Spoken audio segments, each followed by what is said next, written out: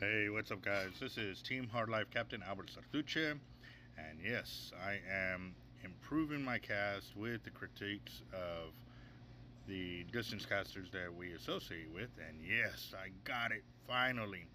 The nighttime overhead view by using the drone. This is something that I've been trying for several years actually. It was something that I've always wanted to do, but now have finally gotten the support and help to be able to do it, because I've had this drone but I never knew how to fly it.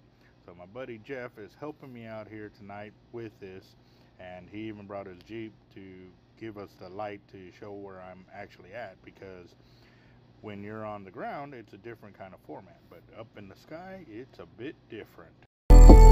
Gotta bite. I think I got a lot of stress on my mind. It's a nice day to go. Yeah, I gotta learn. I'ma call the whole team. Alright guys, so right here I am casting an MXL Raptor. I've got the HDX, it's 14 foot 3 inches, and then I've also attached a glow stick to it. On this I'm also throwing 80 pound as my top shot by tight line braid, 60 pound of the Jerry Brown hollow core braid that I've had on there for years now. I'm still working it off, but that's one of the things about the hollow core braid, it really does last a long time. So by me maintaining my line capacity, all I've been doing is just adding on more hollow core braid, since I'm able to maintain my line capacity through splicing. Alright, let's get down to the down and dirty with the casting. As I do cast out and it lands, what I do is I send out more line, and with the strong southeast wind that we had going tonight, what I went ahead and did was I stood by the water's edge and released a lot more line. This helps me to ensure that when I get down far enough into the spool that it's not still sticking to the other threads on the spool and causing my cast to slow down and or come to a stoppage. This is also important by throwing out that extra line on there, so that way when I get deep into those casts, since the water is on the spool, it'll ensure that my line does not burn off, which is very important if you're trying to hit distance. Start off light and then work your way up to get those distances. Alright, now let's backtrack. So when I send the weight out and I started making my circular pattern there, it is important for me because it helps me with my timing. Timing is important because placement of that weight will either help you or hurt you on your distance casting. Even though you're doing the cast, if it is not timed just right, it's not going to help you get even further or to help you get your full potential. Also too, for me, it gives me a easier visual reminder of where I am actually at with it. It is a crazy difference going from daytime casting to nighttime, and this is a great example of what we were looking for, because now we go to the overhead view, and this is where I'm really going to start to break it down. See, as the weight comes behind me, that's what I'm looking for. I want it to be behind me there. That's where the water's at. I'm setting up to where now I get my legs in motion when the weight's way behind me, but I think I can improve it by getting the weight straight back right there as I go ahead and start my cast. So, like I said, this was something that I needed to be able to do. See, as my foot is in motion, my whole body twerks. That left hand comes down, my right hand goes over my shoulder, lining it up so that way I can get a good high pitch cast to send it out there.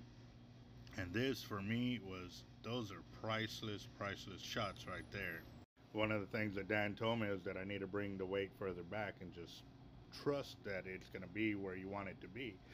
And right there, I still was delayed just a second. Let me show you that again. Right there, you can see that it takes off right about halfway in front of the screen. Also, look at the recoil of the rod. When it happened, it actually, my left leg kicked back some. I put a lot of power into this, so yes sir, very very big cast right there, but definitely see where Dan and everybody's coming from. I can feel the power and inertia building up on the cast as I was putting it through. And right here I'm sitting there now letting it catch the wind, like I said, because I want the inner braid that it hasn't gotten wet to get wet, because what ends up also happening, as you can see, I'm actually having to pull it off the reel because it's never gone down that far and the braid is sticking to the line in there. Once it gets salt water on it, it develops a coating of salt water and it keeps it from sticking to the line like that. So it actually works because I'm using it, so when it goes to do the cast, I'm not having to worry about it backlashing because it overspun because it didn't come away from the spool like it's supposed to. So as I'm lining up the reels, I'm also got a GoPro on and I'm waiting to get that video footage for y'all to show y'all how I'm reeling them in. It's just the way I spool them in the YouTube videos. So here we go with the cast, you know, swing out the weight, and I'm bringing it to where it's literally back behind me. I'm doing this so I can load the rod with as much power as I can, and then you can see the weight coming back behind me like that. That gives you a very visual reference of how and where I am starting my cast or setting it up. Like I said, it was hard to do that with the weight during the daytime, but here at night you can see where the beachfront is and or the water line and where I'm setting up my weight to start this cast. Again, guys, timing is everything. Your feet placement, hand placement, type of line, type of reel is all there for you guys. And I'm very grateful that y'all have stuck to this, but I mean, it was a lot of time and effort went into finally getting this video set up and put out there for y'all guys. So I hope y'all enjoy and definitely ask your questions, but I think that was the best one right there. What I mean is, as the weight was actually coming back toward me on the inside end is when I started my leg movement right there. And this is something that really, look, watch, my leg starts to move as the weight's coming back behind me, and this is probably the best timing setup that I think I loaded it. Because if you think about it, the weight's already coming behind me and it's going away from me in retrospect, and I turn to burn, so I'm preloading the rod at that point because the weight is trying to fly away from me and I'm already moving forward. So I suck up the back end and I exerted all of that into it, and that was one, I do have to say, it was one hellacious cast right there.